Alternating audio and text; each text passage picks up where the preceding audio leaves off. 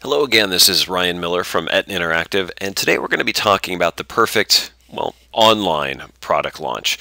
This is actually a webinar topic that I've wanted to record for quite some time. We've had lots of interest from our clients as well as from our medical device partners about the advice that we would share for practices that are wishing to really just do an exemplary job of launching a new medical device or pharmaceutical product that they're going to be offering inside of their practice.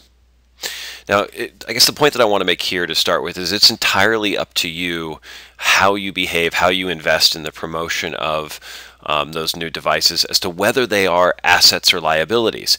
Now, if you think about it, you're going to be investing significantly to bring in that box or to get staff trained on a new procedure, and you need to make sure that you are bringing that device or that product or that service both in front of those customers who are already loyal to your clinic, and those patients who may be looking to find a newer novel treatment for a condition or a concern that they have. So what this webinar is really going to focus on is a very practical plan for you to just launch it, to get that product out in front of as many people as possible. Now, it's going to be appropriate both for brand new products or for practices that have technology that maybe never got it the full attention it deserved when you first brought it into the clinic, and you want to bring that out to market as a kind of a reintroduction. It's also going to be appropriate, the checklist that I'll share with you, both for those that are early adopters who are first in their market to bring in a new technology, or for products that are late in their life cycle. And we'll talk a little bit about the differences later between how you're going to market something if it's brand new and the consumers aren't aware, as opposed to those that consumers really know, and brand names that they know and respect. So we're about to embark here. We're going to jump right in. The way that this will work is I've got a series of checklists. There's 3 slides with checklists. If you'd like, you can come back to this presentation in the future, pause there, and use those lists to inform your internal planning. So the perfect product push, I happen to have a love of alliteration, something that my staff likes to make fun of me about all the time. So I had to, because I had 3 P steps here, we had to call it a push instead of a launch. And really those steps are fairly straightforward and I think somewhat intuitive. First, we're going to prepare, and we'll break that down in its own unique list. Then we're going to place that product prominently on your website. A lot more P's there. And then finally, we're going to promote it. So this is really going to be true of just about any new service or product that we're going to bring into our clinic, and let's break those down. First, the preparation steps. I want to make sure that we start by gathering assets. Now, at Interactive, on behalf of our clients, we maintain a large internal library of assets from device manufacturers and pharmaceutical companies. We routinely reach out to make sure we've got the latest materials to use on our client websites. But if you're doing this on your own, you want to talk to the medical device manufacturer or pharma provider and find out what they have. Do they have logos? Do they have videos? Do they have lifestyle imagery, before and after photos, standard text, press releases?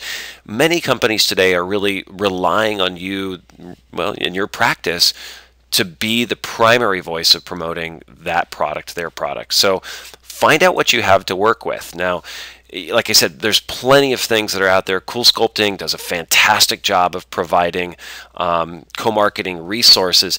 And in many cases, like Cool Sculpting is a great example as well, of actually providing co-marketing dollars. So the next step you're going to take to prepare is find out, are there any programs in which the device manufacturer or pharma company will actually give you support? Sometimes it's labor, sometimes it's money, sometimes it's customized assets just for you and for your practice.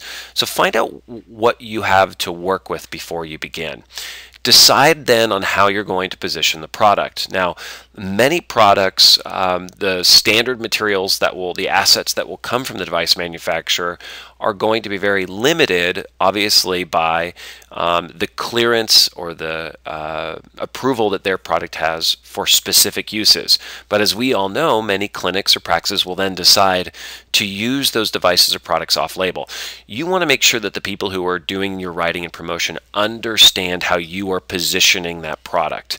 So if the product is is cleared for skin tightening, but you also intend to use it because you believe firmly there's evidence that it's effective for cellulite, you need to make sure that the people doing your promotion know to go after cellulite treatment as well, just as an example.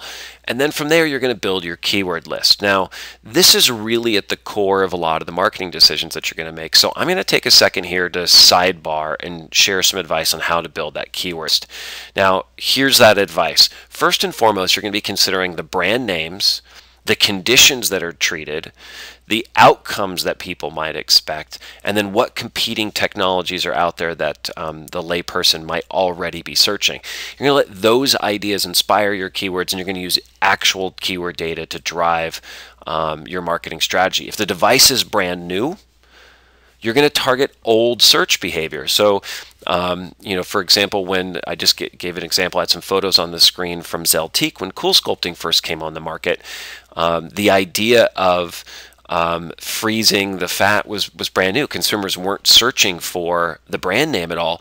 So we had to go out and market to phrases like non-surgical liposuction or non-surgical fat reduction to get in front of people who didn't yet know to look for that device. And on the other side of that established brand, make sure that you're really capitalizing on that brand popularity and attempting to rank well for the devices or the pharmaceutical product's name in your market. Now let's get back to our list. So placing it is step two. In the first step, you've got your assets collected. You know how you're going to position this to the market. You've got keywords that are going to inform what you or how you talk about the product and for what you wish to be found in search. So where do you place this new device? Well, you want to update your service menu and devote at least one page that is optimized for those keywords that you've researched to that new device or that new procedure. The dedicated page is important. Don't slap this on to an existing page. If you really are wanting to be competitive, you need to have at least one and sometimes even more pages really to be successful. Publish before and after photos, especially if this is obviously if that's relevant, if it's a cosmetic device that you're bringing in, because it's going to be the thing that people want to see the most of. Again, since this is brand new, you probably won't have your own before and after photos. This is where those assets you collected from the manufacturer are going to come in handy. Adding feature graphics onto related pages, so your home page, if you have procedure category pages, graphics that say, look, we've got something new, that then link back to that new dedicated page are going to help the majority of your new visitors see that, get them over to the page and learn that you're doing this new procedure. Update your business listings across the web as well. It's important to remember that today, for most practices, your online empire is much bigger than just your own website. So go out to those places where your practice is listed on the web. They might be your listing on Google or on Bing. It might be your practice profile over at RealSelf or one of the societies that you belong to, and make sure that it is an accurate reflection of all the services that you offer. Now, for some practices, I just want to tease the idea that if it's a really big deal, if you're investing big in the technology, if you believe in it strongly, you want to make a splash in your market, you may actually, under the heading of placement, go out and develop a dedicated website for the technology. If you're unsure whether this is appropriate for the device that you're wanting to promote, talk to your account executive here at Etna and we'll be able to give you that direction. Now, promotion is the final step. Look, we've done a lot of things in the background. We're ready to go. The product is placed on our site. And now we want to make sure that we're optimizing for the target keywords. Hopefully we've built an optimized page to start. Now it's time to go out and build links and notoriety around that. You want to email your list, maybe even a couple of emails. One early to tease that the new technology is coming, later to promote the fact that it's there, and then farther down the line maybe you're going to offer some specials or highlight or showcase some of your own before and after photography. Creating a video for YouTube or multiple segments for YouTube is a great way to increase both the understanding of this new treatment and your visibility in search. Distributing press releases, obviously both seeking coverage and seeking links back to your new page is very important. Posting to your blog, if you have one, again, lends itself to a series as it does in social media. You really want to engage those followers, get them as excited as you are about the new technology. And then consider answering questions on sites like RealSelf in order to, again, extend your empire, get more more visibility of the fact that you're associated with this new technology out there on the web. And then finally, consider specials and promotions. Again, only if it's legal in your area and appropriate given the way that your practice is positioned. So as we kind of bring this all back together, I want to remind you, don't neglect your offline opportunities. There's tons of things that can and should be done offline to both prepare your staff, ready your practice, increase cross-promotional opportunities inside the office, and then of course traditional offline marketing as well. So don't neglect those things. But as we sum up and we look at what the perfect product launch, at least on the web, looks like, you want to prepare for the launch by gathering those assets, getting clear on your positioning, and doing your keyword research.